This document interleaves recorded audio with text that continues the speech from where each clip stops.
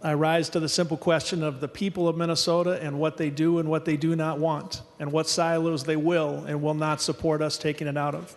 I'm a proud member of the Senate Transportation Committee, and I enjoy serving with you, Senator Newman, and you know I do. But I'm a no on this bill for some basic reasons. First, it does not fully fund transportation to the amount that both parties seem to agree is necessary.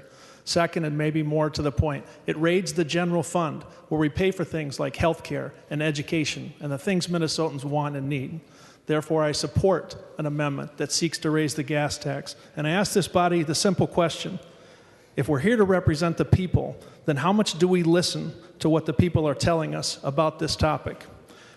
Members, you have in front of you handouts that represent a large swath of Minnesota supporting a gas tax, including the Minnesota pork producers, Minnesota soybean growers, Minnesota corn growers.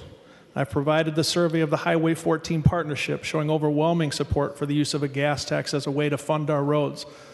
Members, I represent part of Blue Earth County and all of Nicollet County. Taking those groups as a whole, that's practically everybody in my district. And if these groups are willing to put pen to paper and ask for us to consider, nay, they're willing to put their names behind a rise in the gas tax, a modest rise at that, I would ask, aren't those the people we're working for? Isn't that what we're supposed to be here doing?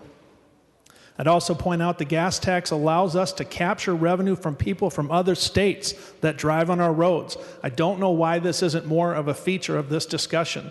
We pay gas taxes up to 50 cents a gallon when we travel to other states to help them with their roads, but for some reason we're reluctant to ask those from other states when they come here to bear the same burden. States that increased the gas tax just in 2015 include the state of Michigan, Georgia, Idaho, Nebraska, Utah, and Washington. And those are just the ones I was able to find as I looked. So we're simply saying, what is the smartest way for us to budget? And I would just offer this moment in our week. As I listened to the Health and Human Services bill be debated in finance, I repeatedly heard, we won't be able to fund this. Our target doesn't allow this. We wish we could do this. And I ask you, members, if that's not a sign that we're raiding the general fund to the extent that it's harming Minnesotans and doing the things we don't want, then I don't know what is. I would urge members to consider the amendment, and I appreciate the time very much, Madam President.